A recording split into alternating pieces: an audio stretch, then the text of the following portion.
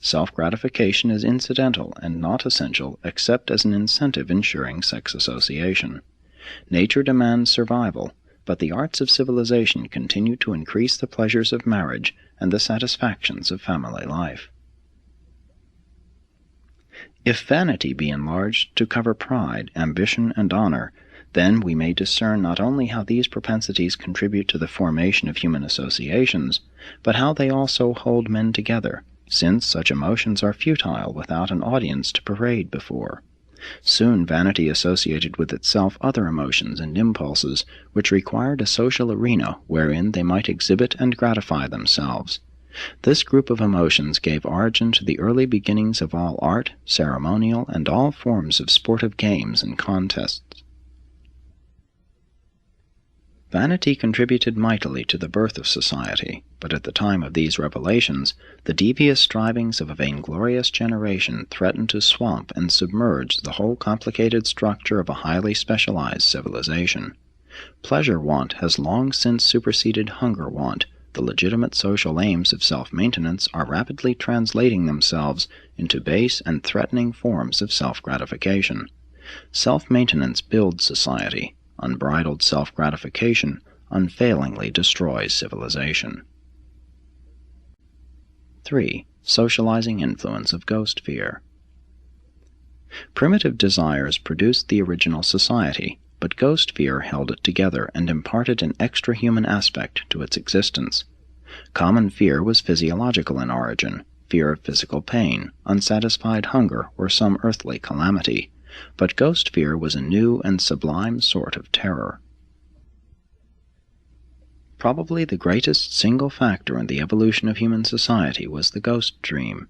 Although most dreams greatly perturbed the primitive mind, the ghost dream actually terrorized early men, driving these superstitious dreamers into each other's arms in willing and earnest association for mutual protection against the vague and unseen imaginary dangers of the spirit world. The ghost dream was one of the earliest appearing differences between the animal and human types of mind. Animals do not visualize survival after death. Except for this ghost factor, all society was founded on fundamental needs and basic biologic urges. But ghost fear introduced a new factor in civilization, a fear which reaches out and away from the elemental needs of the individual, and which rises far above even the struggles to maintain the group. The dread of the departed spirits of the dead brought to light a new and amazing form of fear, an appalling and powerful terror, which contributed to whipping the loose social orders of the early ages into the more thoroughly disciplined and better controlled primitive groups of ancient times. This senseless superstition, some of which still persists, prepared the minds of men through superstitious fear of the unreal and the supernatural for the later discovery of the fear of the Lord, which is the beginning of wisdom. The baseless fears of evolution are designed to be supplanted by the awe for deity inspired by revelation. The early cult of ghost fear became a powerful social bond, and ever since that far-distant day, mankind has been striving more or less for the attainment of spirituality. Hunger and love drove men together. Vanity and ghost fear held them together. But these emotions alone, without the influence of peace-promoting revelations, are unable to endure the strain of the suspicions and irritations of human interassociations. Without help from superhuman sources, the strain of society breaks down upon reaching certain limits, and these very influences of social mobilization, hunger, love, vanity, and fear, conspire to plunge mankind into war and bloodshed. The peace tendency of the human race is not a natural endowment. It is derived from the teachings of revealed religion, from the accumulated experience of the progressive races, but more especially from the teachings of Jesus, the Prince of Peace. 4. Evolution of the mores. All modern social institutions arise from the evolution of the primitive customs of your savage ancestors. The conventions of today are the modified and expanded customs of yesterday. What habit is to the individual, custom is to the group, and group customs develop into folkways or tribal traditions, mass conventions. From these early beginnings, all of the institutions of present-day human society take their humble origin. It must be borne in mind that the mores originated in an effort to adjust group living to the conditions of mass existence. The mores were man's first social institution, and all of these tribal reactions grew out of the effort to avoid pain and humiliation, while at the same time seeking to enjoy pleasure and power. The origin of folkways, like the origin of languages, is always unconscious and unintentional, and therefore always shrouded in mystery.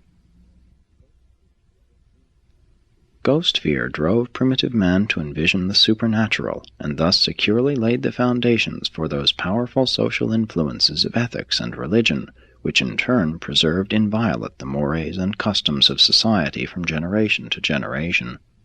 The one thing which early established and crystallized the mores was the belief that the dead were jealous of the ways by which they had lived and died. Therefore would they visit dire punishment upon those living mortals who dared to treat with careless disdain the rules of living which they had honored when in the flesh. All this is best illustrated by the present reverence of the yellow race for their ancestors. Later developing primitive religion greatly reinforced ghost fear in stabilizing the mores, but advancing civilization has increasingly liberated mankind from the bondage of fear and the slavery of superstition. Prior to the liberating and liberalizing instruction of the Dalmatia teachers, ancient man was held a helpless victim of the ritual of the mores. The primitive savage was hedged about by an endless ceremonial. Everything he did from the time of awakening in the morning to the moment he fell asleep in his cave at night had to be done just so, in accordance with the folkways of the tribe. He was a slave to the tyranny of usage. His life contained nothing free, spontaneous, or original. There was no natural progress toward a higher mental, moral, or social existence. Early man was mightily gripped by custom. The savage was a veritable slave to usage. But there have arisen ever and anon those variations from type who have dared to inaugurate new ways of thinking and improved methods of living. Nevertheless, the inertia of primitive man constitutes the biologic safety brake against precipitation too suddenly into the ruinous maladjustment of a too rapidly advancing civilization. But these customs are not an unmitigated evil. Their evolution should continue. It is nearly fatal to the continuance of civilization to undertake their wholesale modification by radical revolution. Custom has been the thread of continuity which has held civilization together. The path of human history is strewn with the remnants of discarded customs and obsolete social practices, but no civilization has endured which abandoned its mores except for the adoption of better and more fit customs. The survival of a society depends chiefly on the progressive evolution of its mores. The process of custom evolution grows out of the desire for experimentation. New ideas are put forward, competition ensues. A progressing civilization embraces the progressive idea and endures. Time and circumstance finally select the fitter group for survival. But this does not mean that each separate and isolated change in the composition of human society has been for the better. No, indeed no, for there have been many, many retrogressions in the long forward struggle of Urantia civilization. 5. Land techniques, maintenance arts. Land is the stage of society, men are the actors, and man must ever adjust his performances to conform to the land situation. The evolution of the mores is always dependent on the land-man ratio. This is true notwithstanding the difficulty of its discernment. Man's land technique or maintenance arts plus his standards of living equal the sum total of the folkways, the mores, and the sum of man's adjustment to the life demands equals his cultural civilization.